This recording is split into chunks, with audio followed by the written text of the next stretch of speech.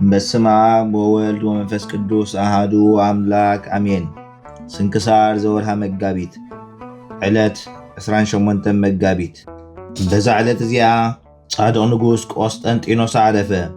ነዚ ቅዱስ እዚ ስም አቡኡ ቁንስጣ ይበሃል። እዚ ማለት ሓመልማል ማለት እዩ። ስሙ ኣዲኡ ከዓ ኤለኒ ትበሃል። ቁንስጣ ኣብ ሃገረ በራንጥዩ ንጉስ ነበረ።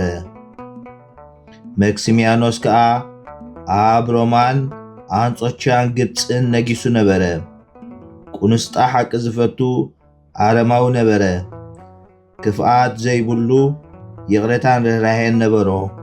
ናብ ሃገር ሮሃ ከደሞ ንኢለኒ ረኣያ ተመርዓዋ ከዓ ንሳ ክርስቲያን ነበረት። ንቆስጠንጢኖስ ከዓ ጠነሰት። ቁንስጣ ከዓ ንኤለኒ ኣቡ ገዲፍዋ ናብ ሃገር በራንጥዩ ተመልሰ። ንቆስጠንጢኖስ ወለደቶ። ብጽቡቕ ክንክን ዓበየቶ። ኩሉ ትምህርቲ መሃረቶ። ኣብ ልቡ ከዓ ኣብ ልዕሊ ህዝቢ ክርስቲያን ምሕረት ክገብር ርህራሄን ምሕረትን ትዘርእ ነበረት። ነገር ግን ጥምቀት ክርስትና ክተጠምቆ ኣይደፈረትን። ምስ ዓበየ ከዓ ኣፍራስ ብምግላብ ጅግና ኮነ። ካብ ሃገር ሮሃ ተበጊሱ ድማ ናብ ኣቡኡ ከደ። ኣቡኡ ምስ ረኣዮ ከዓ ብኡ ተሓጐሰ።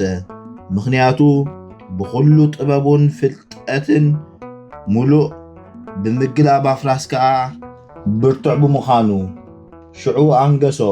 ኣኽሊል መንግስትነት ከዓ ደፍኣሉ።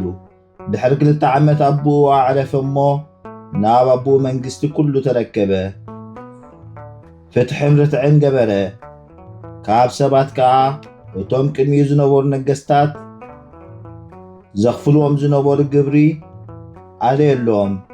ብምኽንያት እዚ ዝገበረሎም ድማ ኩሎም ኣሕዛብ ተኣዘዝዎ፣ ተገዝእሉ ድማ ፈተውዎ እውን።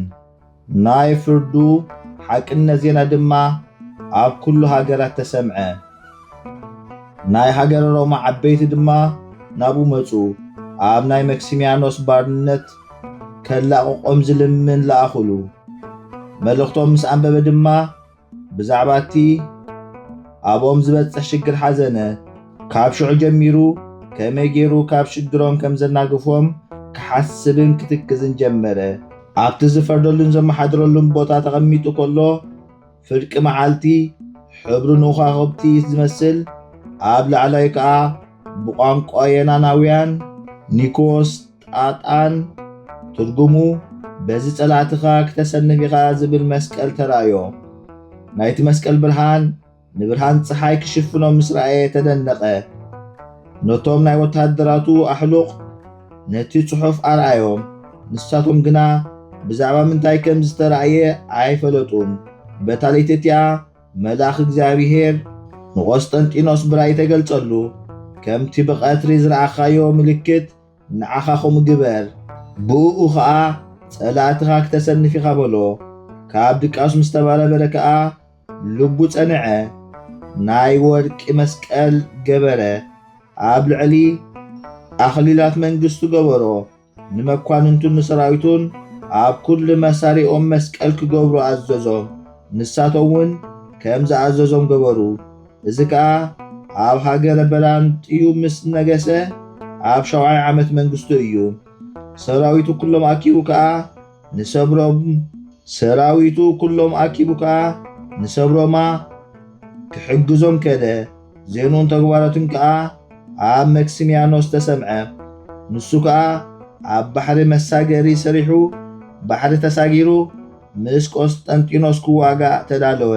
ሽዑ ክዋግኡ ምስ ጀመሩ ሰራዊት መክሲሚያኖስ ትእምርተ መስቀል ምስ ረኣዩ ተሰነፉ።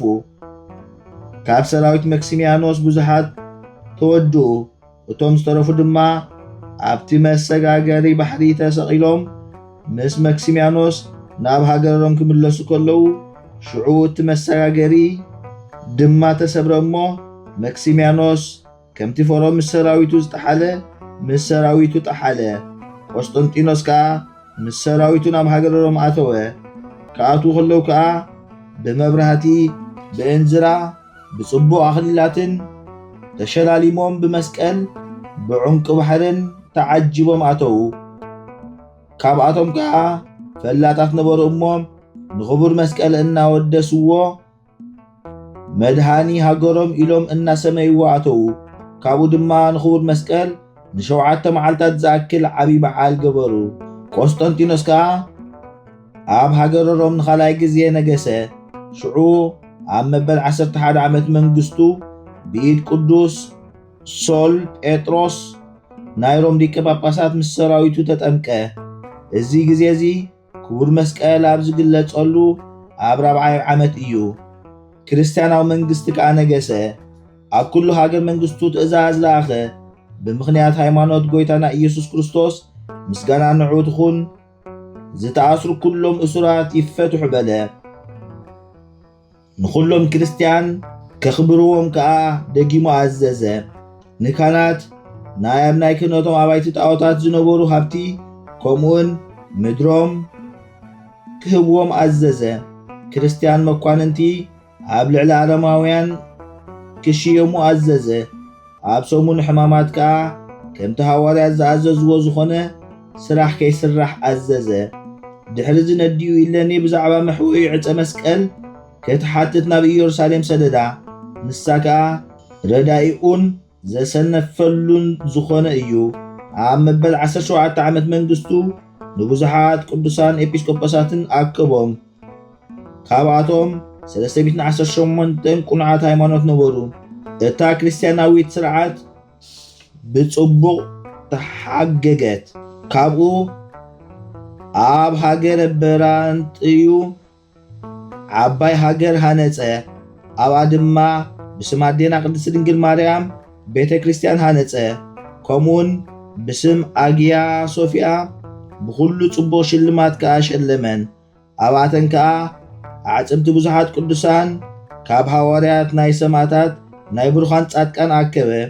ድሕሪ ጽቡቕ ገድሊ ምግዳሉ ቁሩብ ሓሚሙ ኣብ ሃገረ ኒቆሜድያ ኣዕረፈ። ገኒዞም ኣብ ወርቂ ሳንዱቕ ኣንበርዎ። ካብኡ ጸይሮም ድማ ናብ ቆስጠንጥንያ ኣብጽሕዎ። ሊቃነ ጳጳሳትን ካህናትን ኩሎም ህዝቢ ወፂኦም ከዓ ብዝማሬን ብማህሌትን ብጸሎትን ተቐበልዎ። መሊሶም ብኽብሪ ገኒዞም ኣብ ውሽጢ ናይ ቅዱሳን ሃዋርያት ቤተ መቕደስ ኣንበርዎ። ኩሉ መዋዕሊ ህይወቱ 65 ዓመት ነበረ። ቅድሚ ምንጋሱ 33 ዓመት ምስ ነገሰ ከዓ ኣብ መንግስቱ 32 ዓመት ነበረ። ካብ ዓመተ ዓለም ብ58-33 ዓመት ዓረፈ። በረኸቱ ምሳና ትኹን ዘለዓለም ዓለም ኣሜን። ሰላም ለቆስጠንጢኖስ ኣብያተ ክርስቲያናት ዝሃነጸ ምኵራበ ጣዖታት ነሲቶ ወምህራማቲሆሙ እፀ መዋዕየ ጸላእቱ ዘቆመ ወደጋኔ ጾሩ ዘነፍጸ ጸዳለ ብርሃኑ እስከ ለዓለም ሃወፀ ኣምሳለ ከዋክብት መስቀል በሰማይ ሮፀ። ሰላም ንቆስጠንጢኖስ ኣብያተ ክርስቲያናት ዝሃነጸ መቕደስ ጣዖታት ኣፍሪሱ ንስራሕታቶም እውን ዕፀ ዝቆመ ጸላእቱ ዘሸነፈ ዝሰዓቦምን ንጾሩ ንዝነፈጸ ጩራ ብርሃን ክሳብ ንዓለሙ ተገልጸ ኣምሳል ከዋኽብቲ መስቀል ኣብ ሰማይ ሮፀ። ሰላም ለእሌኒ ዘትነጽር ህቡኣ እንዘይትኣሰይ ጻድቀ ወዘይትፈደይ ሃጣኣ እግዚእነ ላቲ ከመበራኢ ኣርዳኣ እምሰርቀ ሰኑይ ለይኩን ሱቡኣ ተስካረ ትንሣኤ ለህዝቢ ቆስጠንጢኖስ ሰርዓ። ሰላም ንኢለኒ እትርኢ ዝተሓብአ ጻድቕ ክጽጎ ኸሎ ክቕጻዕውን ዝሓጠአ ጎይታና ንዓኣ ከም ዘረድኣ ከም ንግሆ ሰኑይ ክኸውን ሱባኤ መዘከርታ ትንሣኤ ንህዝቢ ቆስጠንጢኖስ ሰርዐ። ሰላም እብል ለአብርሃም ሰናየ ርእስ ለይስሐቅ ሁሩይ ወለያዕቆብ ብፁዕ እንዘ አሰምክ ርእስየ በኪዳነ ሙጽኑዕ ሰበሰአልኩከ ብእሲ ሃጥእ ሃበ ንስሐየ ተመየጥ እግዚእ። ሰላም እብል ንአብርሃም ሽንግልኑ ጽቡቕ ቁኑዕ ንይስሐቅን ሕሩይ ንያዕቆብን ብፁዕ እተጸጋዕኩ ነፍሰይ ኣብ ኪዳኖም ጽኑዕ ኣብ ዝለመንኩኻ ጎይታ ዝደኸምኩ ሰብ ይሓጥእ ናብ ንስሓይ ተመለስ እግዚኣብሔር እግዚእ። ዘቕረብክዎ ማህሌት ኣዘኻኺር ኣላፍ ካብቶም ኣዘውቲሮም ዘገልግሉኻ ኩሉ ግዜ ብዘይ ምዕራፍ እንዳኸንብብ ተቐበል ናይ ድኽነተይ መጽሓፍ ዝገበርካ ጎይታ ናይታ መበለት መባ ውኩፍ ካብ ዘእተውዎ ሃብታማት ናይ ሃብቶም ተረፍ ቅዱሳን ነቢያት ሐዋርያትን ሰባኽያን ሰማዕታት ምስ ጻድቃን ደናግልካ መነኮሳትን ሄራን ባርኾት ባርኹ ማሕበር ቅድስቲ ቤተ ክርስቲያን ካብ ዝዓበየ ሽማግለ ክሳብ ዝነኣሰ ህፃን ንዝፀሓፎ ብመጽሓፍ ንዝፀሓፎም ብምድራስ ንዘንበቦ ንዝተርጎሞ ብልሳን ሓዲስ ንቓሉን ሰምዐ ብእዝኒ መንፈስ ብጸሎት ኣዲኡ ማርያም ዓራቂት ካብ ኩሉ ምባኣስ ኣሕቢሩ ይምሓረና ኢየሱስ ክርስቶስ።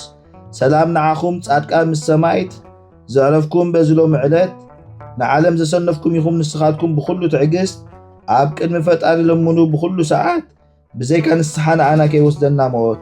ሰላም ንዓኹም ናይ ዛዕለት እዚኣ ጻድቃን ኩልኹም ሰብኡትን ኣንስትን በብኣስማትኩም ቅዱሳን ሰማይን ምድርን ማሕበር ስላሴ ንስኹም ምእንቲ ማርያም ኣድዩ ዘኩልና ብጸሎትኩም ንኽትሕልውና ተማሕጪና ኣለና ብናይ ክርስቶስ ደም